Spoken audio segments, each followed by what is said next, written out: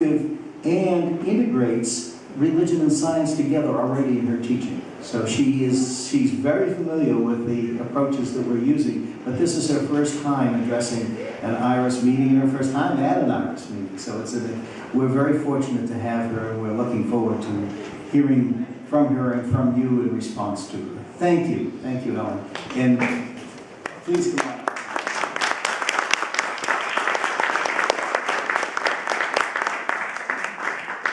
Thank you, Saul, and thank you all for being here. And it's been a long day. And if my BU class is watching and live stream, then welcome to the IRAS conference. As I was thinking about what would be appropriate for this presentation on the right to food, and was also reflecting on the wonderful opening plenary sessions we had and the really great poster sessions and some of the workshops, struck me that I left open the possibility of putting in a colon and then an additional descriptor on the right to food. So I thought the appropriate human right to food topic would be completing and connecting the dots, given some of the questions and openings that were provided last night, yesterday morning, and then again this morning. What I'd like you to be thinking about as you listened and respond and engage me on this topic are sort of 4 points. I usually think in terms of 4 points. So if you only got 3, then you know, listen again, because there's probably another one coming up. The first is, how can or how should the human right to food provide the reference point for sustainable food systems? We're going to be talking during this meeting about what kind of a declaration might come out of an IRAS meeting on the topic of the world food crisis and response and solutions to the world food crisis, both of those in the plural, responses and solutions. And I guess the third one would be crises. And just be thinking about whether this is the appropriate, as you learn more about the right to food as a framework, be thinking about whether this is the most appropriate framework to use. We heard this morning about food sovereignty, a little bit about food security. Be thinking about this, because the right to food incorporates many of the dimensions of food sovereignty and food security, but it also introduces some additional legal and political considerations. So that's the first. Should this be the reference? Food right to food be the reference point? The second is that in the obvious absence of a universal hunger-free outcome, which we certainly saw very effectively last night in Sandra's talk, just how extensive child malnutrition is and intergenerational malnutrition. What are some things that each of us as individuals and as members of religious communities, scientific communities can do to make a difference? And I usually try to think about these in terms of 3 or 4 sets of interventions that can work together. And I make this reference to what James Grant, who is Director General of UNICEF, did with response to his concerns about child survival and later the rights of the child. And he figured out 4 interventions, then added 3 more, but a program to make the actual actions and sense of achievements possible. Instead of simply looking at a huge, complex problem, he reduced it to some related steps. And Amartya Sen is doing precisely the same thing when he looks at development interventions. So think about it. What can each of us do as individuals and as members of groups? The third is a basic philosophical question, moral question, scientific question, which we're also confronting in all of our talks this week. And that's the basic question, where are we? You saw Cass brought that up when he was looking at global change and looking at global warming, looking at population. This comes up also when we're looking at certain kinds of belief systems and the way in which creation is conceptualized from various points of view. So where are we? That's the next question, the third question, in terms of our development in science and in spiritual development. So we've got lots of graphs. Are these the right images, or should we be looking at creation as creation leaving some space for human creativity? And the fourth objective point that I want us to keep in mind is that if there is space for creativity, how can people identified with both science and religion, or science or religion, help humanize a civil, non-extreme conversation surrounding innovative agricultural technologies, including biotechnologies, soil technologies, waste and recycling, and genetically modified organisms. So those are the 4 points. And what I'll be talking about today is give you a little bit of an introduction to the right to food. I come to this in terms of background as someone who's been teaching about hunger and human rights since 1990. Since the late 1980s, I've been writing on human rights and the evolving international legal system of human rights and teaching about this. And also looking at the way in which fundamental norms about everyone's access to food are changing over time, and what are the roles of different kinds of government or non-government organization in bringing about these transformations. In this presentation, I'll be giving a very brief, current, cutting-edge media background, and then looking at the human right to food terms of reference, which include a legal perspective, a political economic perspective, and a socio-cultural perspective on the 3 terms of human right to food. Just think about it, the 3 terms of human rights to food. One is what is adequate food, which we could spend the entire hour talking about the way the scientists argue over what's adequate food, if that should be a human right. The second are concepts of rights and obligations in different societies, and who are the authorities, and who are the implementers, and who are the evaluators and monitors. And the third is a more problematic term that my legal colleagues have a great deal of difficulty thinking about in terms of universal human rights, which is the question of, in these various conceptualizations of human rights, who counts as a full human being? Oh, there are many stories about that. How many of you are lawyers? Lawyers' hands? Okay, so you're going to have to hold up your side of the game. But I will try to give you a very brief Indian case study, a very brief Brazilian case study, and then Bob Lawrence is going to be telling us more about the U.S. on tomorrow morning's talk. So we'll be looking not only at what are the human rights terms, definitions, but the norms and the practices. And then we'll see where we come out in the end in terms of thinking about how we connect the dots, in terms of trying to understand indicators of outcomes, how to understand indicators of process, are these what's producing these outcomes, and then also indicators of structures, including legal structures.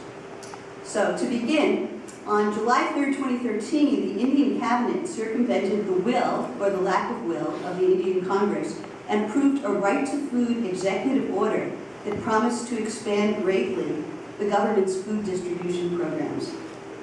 This was championed by Indian right to food activists, but this initiative still left unanswered several very important questions. Not only who would pay for it, who would pay for it? Would this come out of new funding, new taxes, or would it come, as it does in our government, through offsets to other programs, and if so, which programs?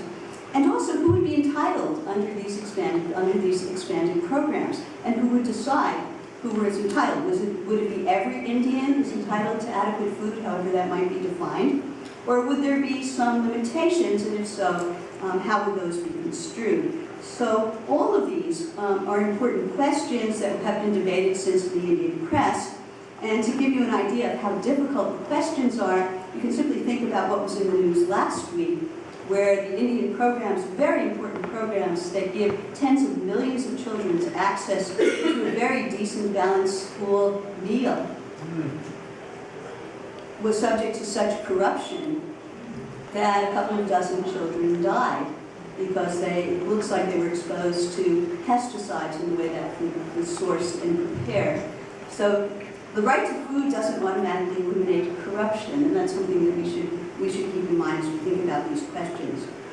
The anthropologist Ravinder Kare, in his article on the right to food among the Hindus, for a project that I developed at Brown in 1990, looking at the right to food, religious promise and practice, that is, how did the right to food, or what we might call the right to food, exist in various religious traditions, pointed out in his exposition that all of Indian culture really addresses food issues, and perhaps our Indian colleagues will comment on this more, that Indian households and communities struggle to feed themselves. They have cultural systems that are supposed to make sure that everyone has access to adequate nutrition. They struggle very hard to be self-reliant and self-sustaining, and yet there are large gaps that are left that are supposed to be filled by government. In Jewish, Christian, Islamic, and Buddhist traditions, the scholar activists who are engaged on these topics also illuminated analogously that there are cultural religious principles and practices that energize their human rights discourse and obligations leading to actions against hunger. So these are not foreign concepts. The idea that everyone should have access to adequate food, that there should be adequate available food, and that this food should be nutritionally adequate. These are not foreign concepts, and yet the way in which they are actually implemented and conceptualized in different traditions varies. As I thought about this, I was also thinking about the way in which the Hebrew Bible, the Old Testament book of Deuteronomy, really talks about the food issues. It goes beyond leaving the corners of one's field for the poor to glean, but also includes additional provisions, not to take someone's upper grinding stone as collateral, for then how would this poor person be able to feed her family? You know, Saul Katz was showing us some of these grinding stones, but we can think about this also in the Old Testament tradition. Another, not to take a poor person's garment on pledge overnight, for then how would they cover themselves and keep warm? And yet another, do not withhold the workers' wages overnight, but pay workers on time. These duties, expressed in the negative, correspond to certain basic rights, human rights, claims that all people, especially the poor, have on society, and claims for basic human dignity over against the business interests or machinations of the wealthy who might otherwise exploit them. The interdenominational Christian NGO Bread for the World has probably been the most activist in the U.S. on these questions, finding the basis for the human right to food and creation and the value God places on human life because the earth is the Lord's. Bread for the World also issued a 1975 statement on human rights at the beginning of this legal and cultural process.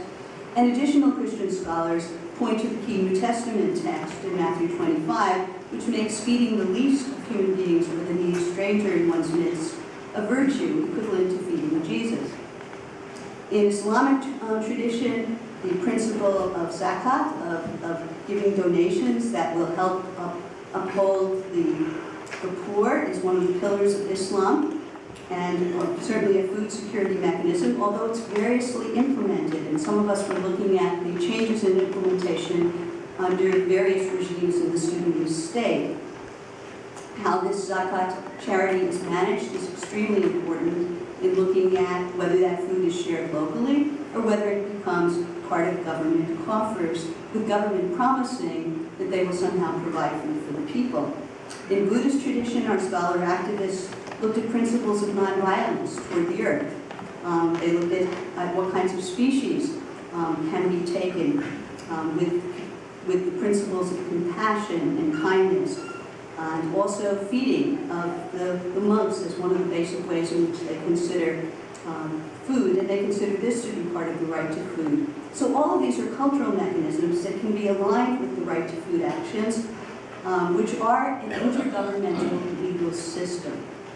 So what is the human right to food? The human right to food is an intergovernmental legal system grounded in the Universal Declaration of Human Rights, which was implemented in 1948, the origins of the United Nations, part of its charter, its origin statements and assertions, and it asserts that all individuals have a claim on basic nourishment by virtue of their humanity. All individuals have a claim on basic nourishment by virtue of their humanity, without discrimination. Food rights imply obligations, so establishing who has duties to provide food, health, and care. That's the way UNICEF has conceptualized this. Duties to provide food, health, and care are all part of nutrition. Who has duties to protect from deprivation and not to deprive are important parts of conceptualizing and implementing the human right to food at multiple social levels. In legal parlance, the United Nations International Human Rights Framework specifies states' obligations to respect, protect, and fulfill the human right to food for their own citizens, and to prevent violations elsewhere. I know Bob Lawrence will be talking about this more tomorrow. It's important also at this point to emphasize that this is an interstate framework. And when Barry Brenton talked this morning about food sovereignty essentially arose as a kind of alternative, even a protest movement against the human rights of food, which was an interstate framework, and the indigenous groups and some of the minority groups that were protesting the way the state was discriminating against them, or taking their lands, not respecting and protecting them, they came up with food sovereignty because they were not legally obligated under the system of international law. They wanted their own system. They wanted their own claims. However, it's also the case that developing countries, those leaders, also use the term food sovereignty to talk about their national sovereignty, their national control over food, as something that they asserted over and against World Trade Organization rules.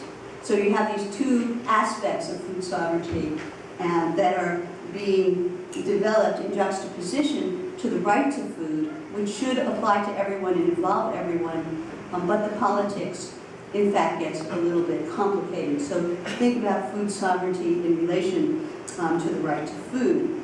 There's also the issue then of whether what people really need, as some of our diplomats asserted, people really need food security. They need access to food, and adequate food, adequate nutritionally, culturally acceptable food that's accessible in culturally acceptable ways. Okay, that's the food security definition, and that responds to a needs-based framework. It says people need nutrition, and the food security framework says that this is what everyone should put as the reference point for their food policies, without attention to the political issues of claims, justice, and dignity. So there are three frameworks, and very nicely introduced those this morning, and I'll be talking about the way in which the right to food movement has progressively integrated the food security and food sovereignty interests into their evolving conceptualization. Religion enters into this mix as an authoritative source of moral and social values, including philosophy, and through establishment of communities with rules and rituals that affirm or restrict the human right to food in principle and practice. Science and technology provide materials and information that allow humankind to meet aggregate food needs, and analyses that help experts target food from where it is in surplus to where it is deficient. So together, in terms of our agenda here at IRAS, religion and science profile who's hungry, why they are hungry, and what the world as a whole, or particular communities, might do about hunger problems. As we address these issues then, the first element that we really want to take a look at is the legal perspective. And I emphasize that this legal perspective, which begins in 1948 with the Universal Declaration of Human Rights, is an evolving framework. It's not something that's, it is written in stone at what point in time, but it's continually evolving in terms of the legal apparatus that is supposed to implement it. The Universal Declaration of Human Rights from 1948, Article 25 states, everyone has the right to a standard of living adequate for the health and well-being of himself and his family. They didn't use gender-sensitive language in those days. You're supposed to laugh. Okay. Yeah, okay. Of himself and his family, including food. Okay, so that's where the basic reference point for the right to food comes, from the Universal Declaration of Human Rights, which is the founding document of the United Nations. Then, this is a statement of aspirations, it's a statement of national entry into the United Nations, but it's not a legally binding statement. So the Universal Declaration of Human Rights was developed into two legal treaties.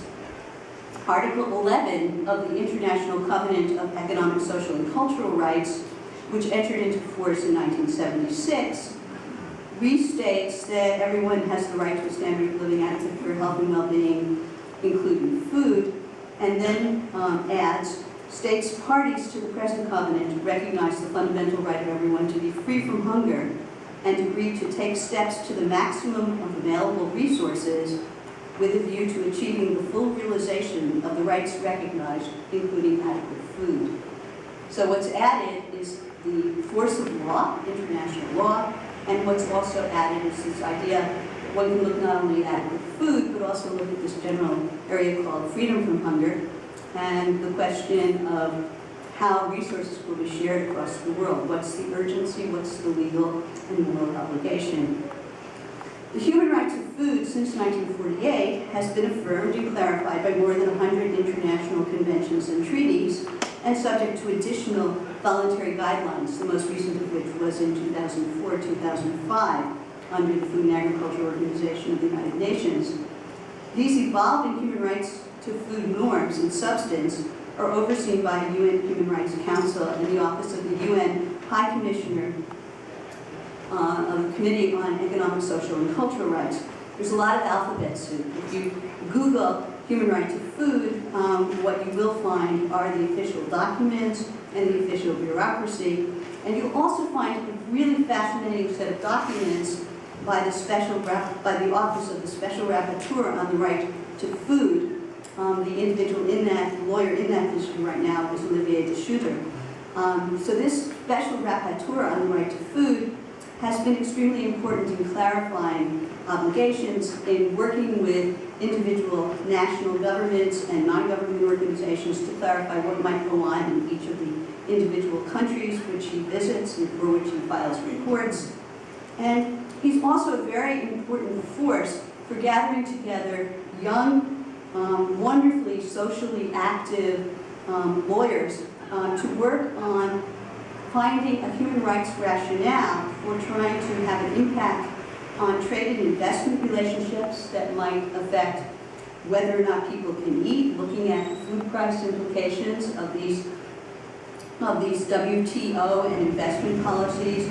It's been looking at land grabs, also known as foreign direct investments, trying to see how a human rights framework might put them on a framework where corporations would have to be accountable to a human rights body for some of the activities in which they're engaged, which take land away from small farmers. They've been looking at the agriculture, food, and nutrition connections, and this special rapporteur works very, very closely with non-government organizations as well as with governments. So that's the background and the framework. And the point I want to stress is that there's a lot going on. I mean, one of the opening questions was, why should we be hopeful at all when we look at all these terrible conditions? And I'm saying there is a lot going on. There are a lot of people out there who care. They're increasingly well trained. And there's a framework that is trying to give them the structures in which they can operate. And I would also say that we as anthropologists are also increasingly active in these areas of human rights.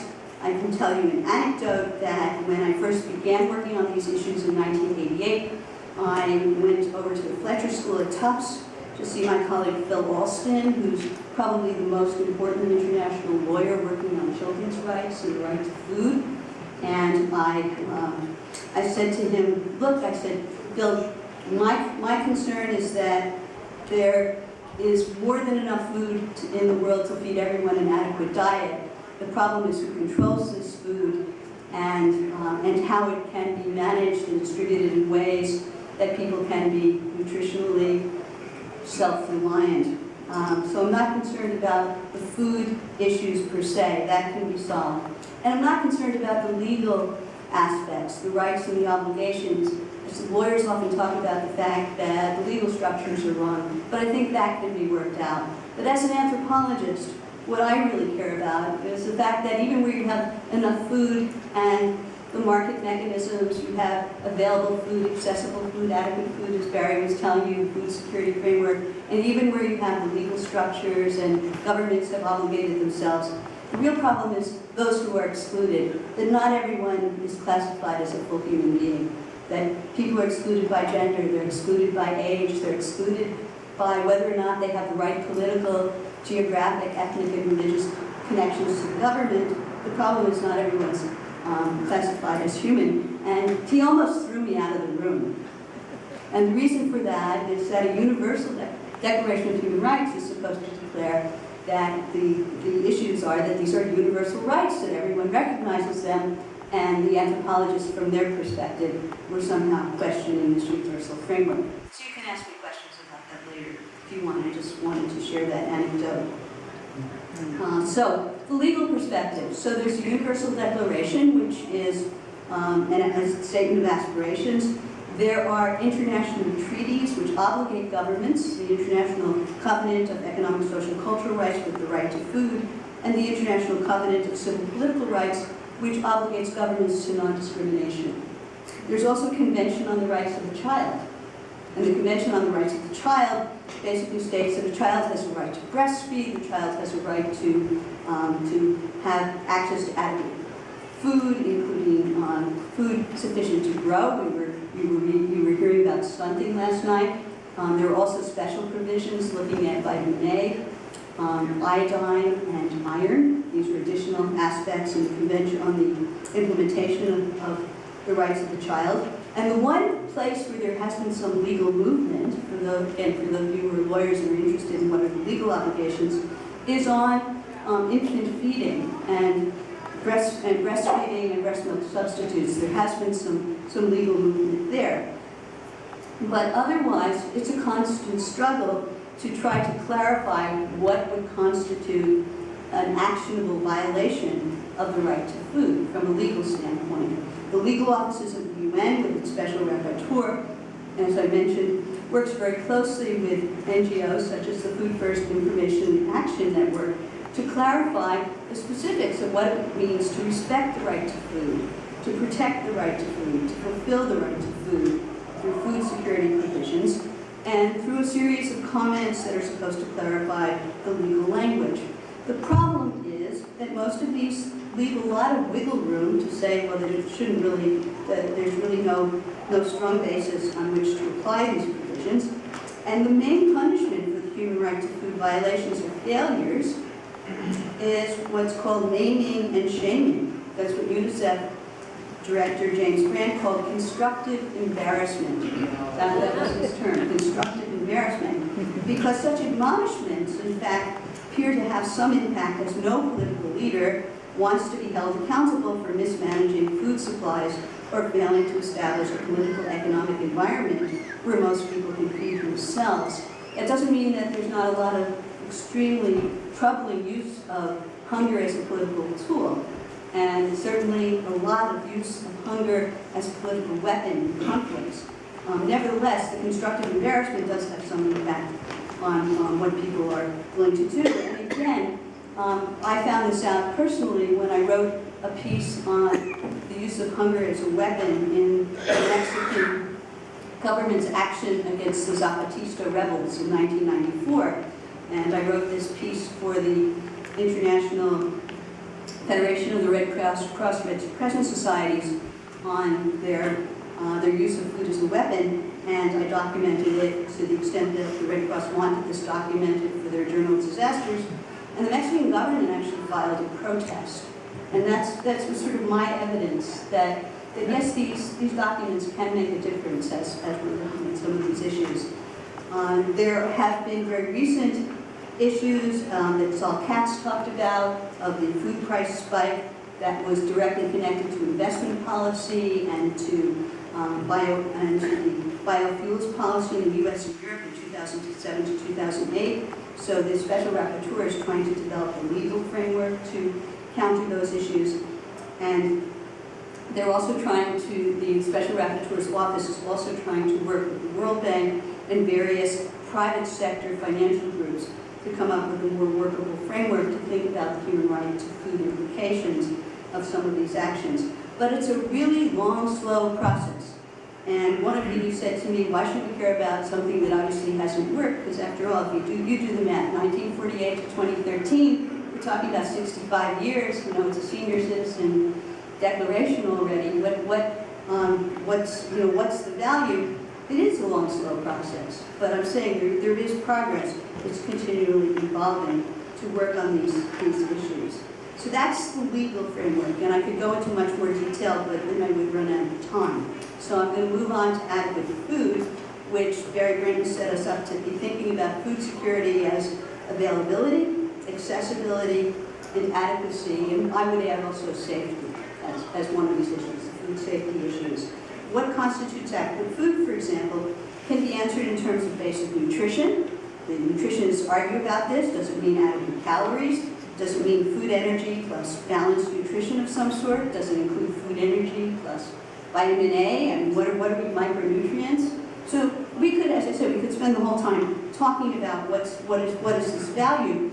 We could also talk about sociocultural standards. What's culturally appropriate food? Should that be part of adequate food? What about food security, sustainable access to nutritionally adequate and culturally appropriate food in socially acceptable ways? These are some of the questions that come up in trying to clarify the issues. There's also political economy. Who controls the food? If we're talking about genetically modified organisms, should private corporations have the capacity to transform 90% of a particular food crop in our food systems? These are some of the adequate food issues that come up.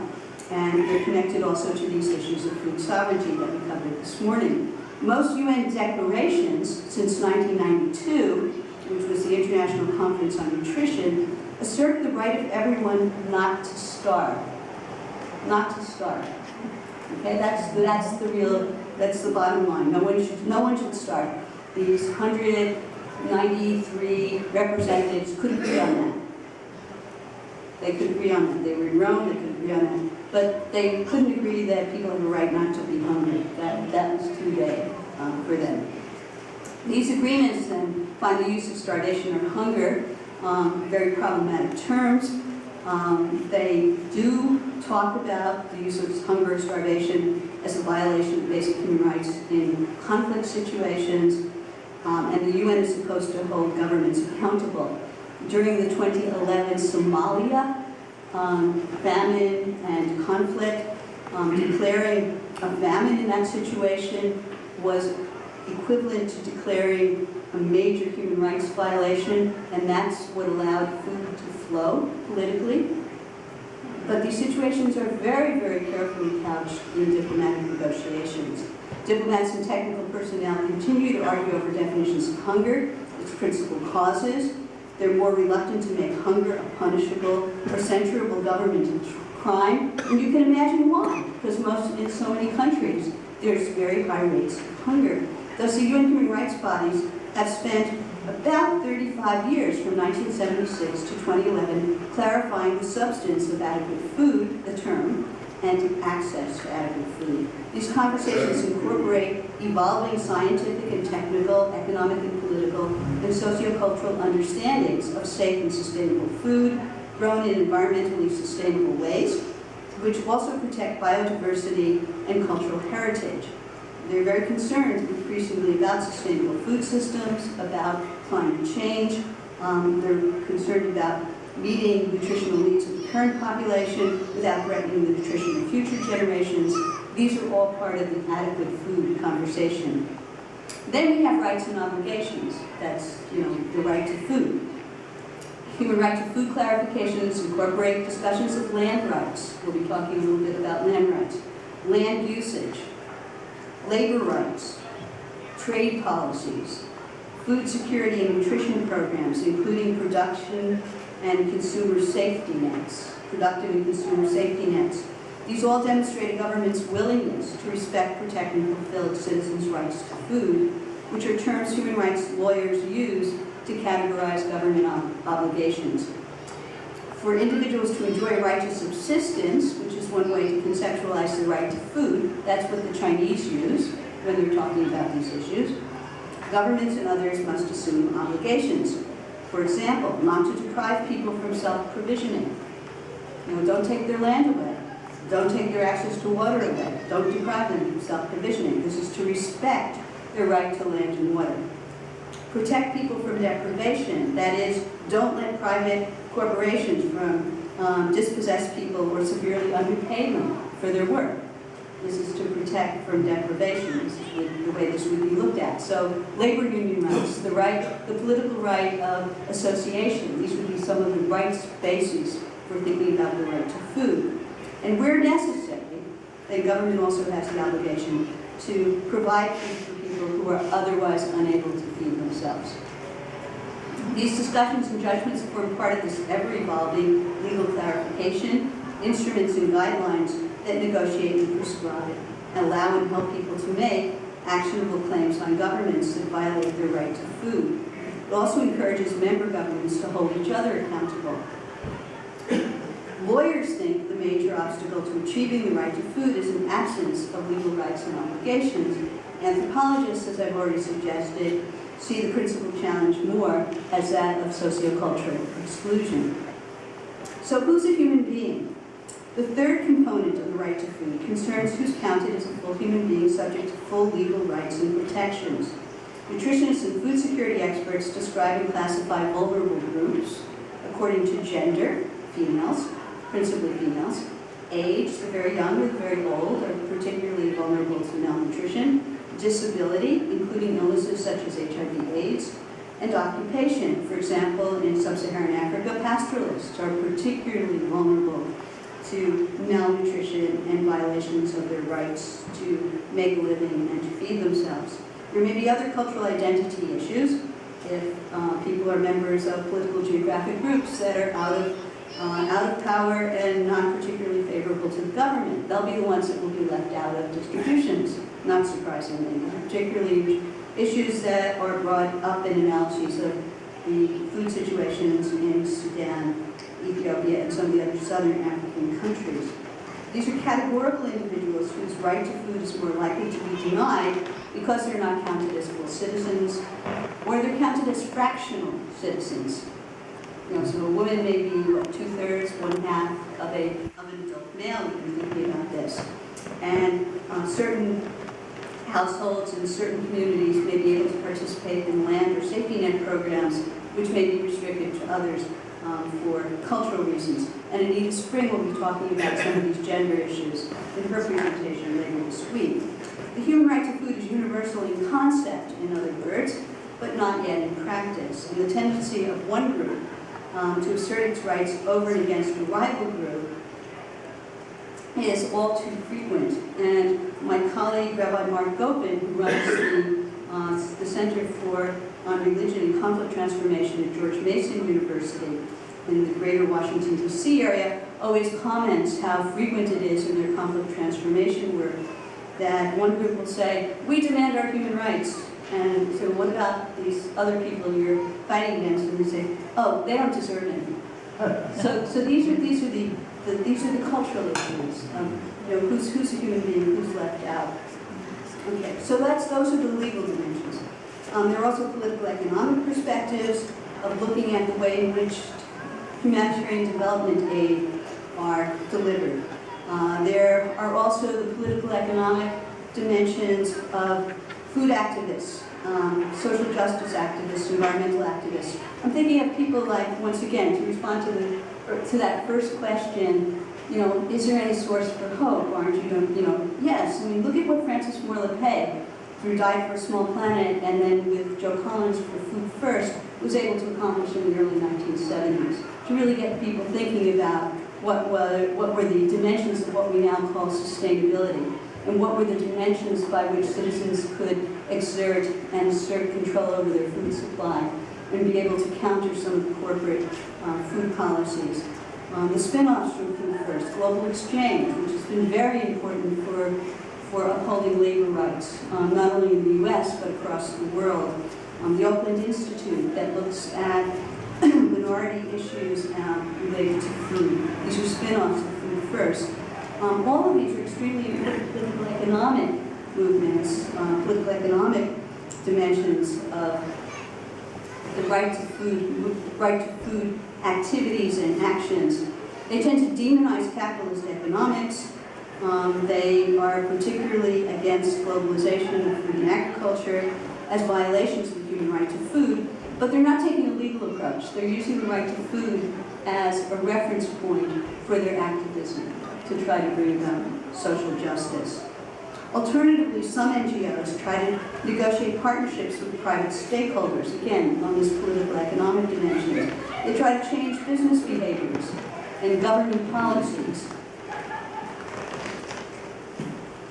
and outcomes from the inside. Global Exchange, Oxfam International, Various development and human rights organizations address unjust political economic conditions that threaten the human rights of food. They may help build local and national capacities to negotiate with private sector and government stakeholders to improve potential to feed themselves, for these disadvantaged groups to be able to feed themselves. They're very active in fair trade, labor issues, sustainable agriculture initiatives that help empower producers, marketers, and consumers. These activities, the fair trade activities, also have their origins in the faith-based organizations, the Church of Brethren, the original Oxfam in Europe, the Quakers. They were all very much involved in these, the beginnings of these fair trade organizations. And they all offer substantive steps toward achieving a right to food.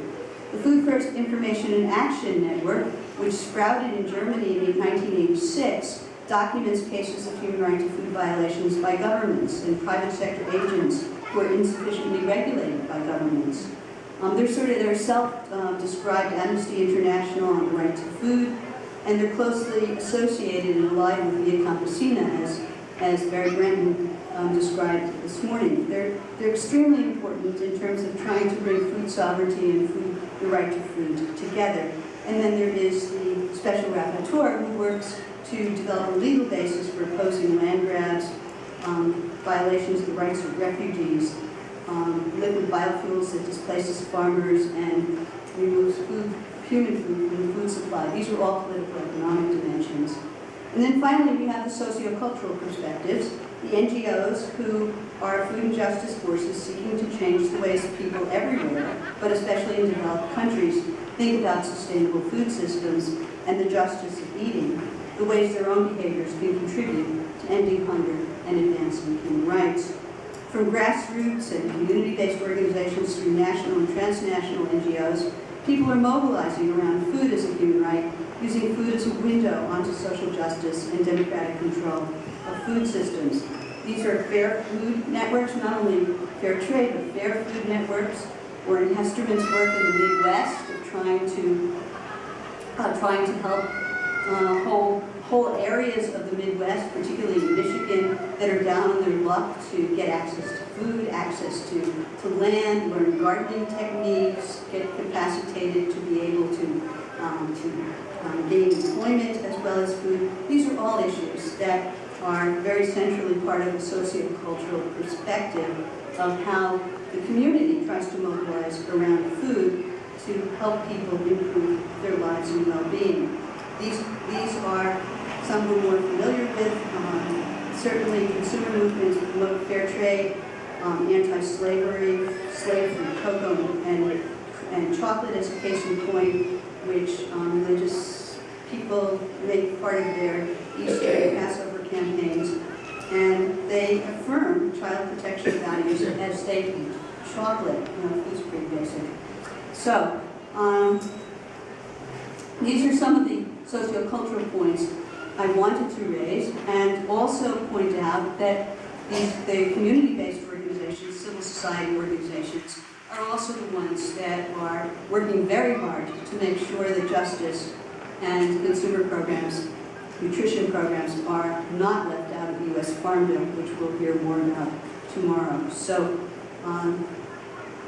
to sum up, there are multiple cultural concepts that complete the legal, political, economic, and sociocultural perspectives on the right to food, which has legal but also extra-legal dimensions.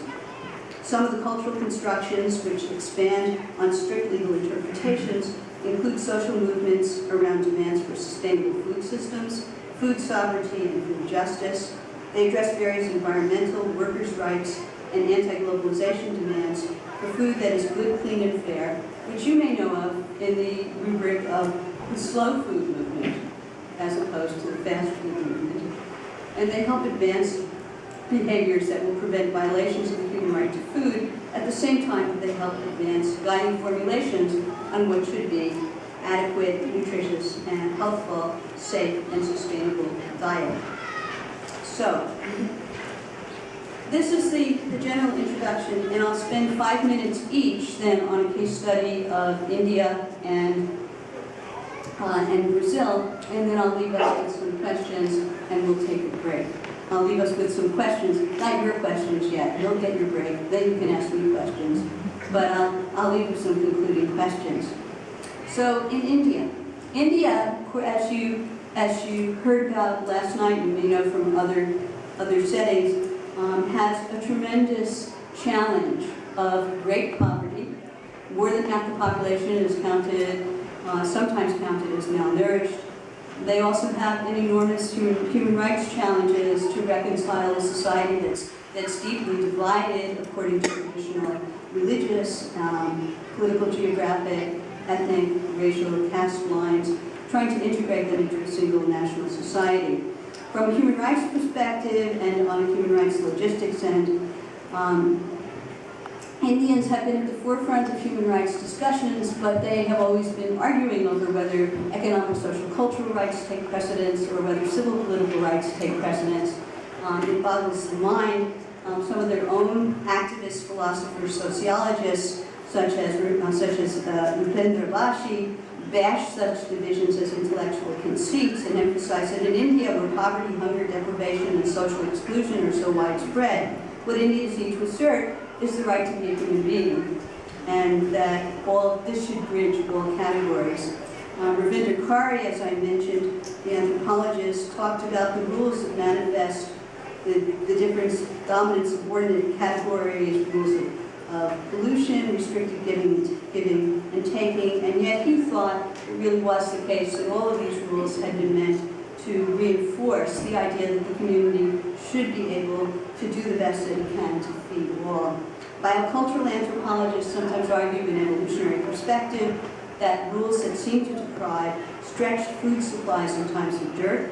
They prioritized feeding of economically active males and made physical smallness with its lower biological demands for food over a lifetime an advantage for a community that was periodically or always food stressed. And yet, what we can also say is that this, in an era where there is so much food in the world, including in India, where the storehouses are bursting with food, but the distribution mechanisms are not totally functional, this kind of cultural relativism just doesn't work for our modern human rights sensibilities. What Indian activists have done then is they have worked with leading intellectual figures such as Amartya Sen to talk about the right to food, that the right to food should be part of development as freedom. And in India, the Right to Food campaign that was organized in 1999 to 2000 at the University of Delhi took development experts, social workers, economists, and lawyers out to the field to see where people weren't getting the government programs that were supposed to be feeding them. They were supposed to be providing them with food. They were supposed to be analyzing who was hungry and make sure that the government was there to step in where communities weren't meeting their rights. They ultimately were able to form a large informal network of organizations and individuals committed to the realization of the right to food in India. They were able to work on the national constitutional decrees where in India the right not to starve is part of the right to life. And they were also able to sue state governments, county governments, and municipal governments that were not implementing federal programs. They took a legal approach. Everyone in India, my Indian colleagues continually tell me, everyone works in NGOs. Everyone feels it's part of their obligation to make sure that there's food in all of these different organizational events, but they try to work in a holistic fashion to empower women, to help them with education, with health, so that they can, in fact, make a greater contribution to a healthy society intergenerationally. And as we saw, this has had some national impact, national political impact in the government's, cabinet's approval of a right to food basis for their various kinds of programs. But it does raise the question, which was also raised by Ravinder Kari in this article, is whether it makes sense in India to try to produce closer integration between the religious and the private efforts, because all the temples and all of the non-government civil programs involve some aspects of food and feeding, whether it makes sense to try to integrate them more closely with government programs, or whether it makes sense to keep them independent streams, both of which will have certain benefits and also leave certain gaps for the people who need their assistance. So this is a general question I want us to keep in mind in our discussion and in thinking about our objectives of how can the government and private programs work more closely together. The second example, Brazil, its Fome Zero Hunger program guarantees the right of access to food for all. It has a very different history than that in India. In India, the university, the elites, the intellectuals were the ones that really spearheaded the right to food movement. By contrast, in Brazil, it was the labor movement, it was the farm workers movement. It really was a grassroots movement that sprung up in the 1980s and then the 1990s, through the 1990s, to try to mobilize the political energy that followed the removal of Brazil's President Fernando Collor for corruption. They took that energy, that, hey, we've got the energy to turn out a corrupt president, we should be able to turn that towards something. Brazil has two main problems. It's got problems of violence, just off-the-wall violence. We've got problems of hunger. What can civil society do? They said the violence, that's too much for civil society. Do anything about the hunger? That's something we should be able to do something about. So every organization mobilized against hunger. The main historical networker was the Citizen Action Against Hunger and Poverty for Life, which was developed by an activist, Herbert de Souza, also known as Pequeno, who took these democratic, political, anti-corruption energies toward this anti-poverty movement, which was an anti-hunger movement at the same time. They turned the government policies to scrutinize, they scrutinized the worst structural inequalities, and by 1994, this is about a year and a half after this action started, they had at least 5,000 citizen action committees that involved up to 95% of the population to take actions against hunger. All the sports people got involved, all the media, the music people got involved, all the mayors, the governors, all the community leaders. Everybody was putting their energy into thinking, what can we do to end hunger in our midst? And the result was a very widespread right to food movement that, with de Souza's election, then in the 2000s, was turned into the official anti-poverty, anti-hunger programs beginning in 2002. And they became not only anti-hunger nutrition programs, but they also became family allowance programs that were supposed to help women and children, particularly women and children from very poor communities, with a safety net that would save lives. And remarkably, those who have no political connections with the program, just nutritionists going into Measure Nutrition, find they have managed in the worst off areas in northeast Brazil, for example, to cut hunger in half. It's very, very, very, very powerful. And what they've also done is they've taken the best of the municipal examples, a particular municipality, Belo Horizonte, its activist citizens and mayor. Now, their ideas, and the mayor in particular, Patras Anayas, is now in charge of the federal ministry that's supposed to be administering the zero hunger and related programs. So again, think about something hopeful. Don't think about all the corruption that's keeping the middle class in Brazil down. That's another story. But in terms of the lower class, poverty and hunger, this movement for food, that really has been successful. So where does that leave us? Because I really should end so that you can take the break, go get some air, and also think about some of these questions. When we think about the right to food then, thinking about the legal, the political, economic, the socio-cultural, and the adequate food, the legal dimensions, and then who counts as a human being, I would ask, so where are we and how do we know? And just keep in mind 3 ways that we can look at where we are in terms of the human right to food. And the first is look at outcomes. And the outcomes are really measuring, is hunger down? Is food adequacy, sustainable food systems up? How do we know? Can we measure those outcomes? And we can come back and look at those outcomes again. The second set of indicators are process. What kinds of programs are being funded? What kinds of actions are being funded? For those who say they support the right to food, they support food security, are they actually taking actions? What does that process of implementation look like? And who's energizing it and funding it? And the third, then, are these structural transformations. Are the legal structures in place? Are the social structures in place? Is the kind of structural violence that excludes whole political or geographic or ethnic or religious groups from the benefits, whatever benefits there are of development, are they being transformed through an ongoing political process? I recommend to you that if you want to think that progress is possible, we can think in terms of Paul Farmer's right to health work, where he has shown that it's possible to save lives, it is possible to mobilize communities around what were seen as impossible odds against HIV/AIDS. We certainly should be able, as communities, to do the same, to eliminate the worst hunger in our midst and move forward toward the middle class, adequate food, sustainable food from there. And I will stop now, and you can take your break, and then we'll come back and we'll have some questions.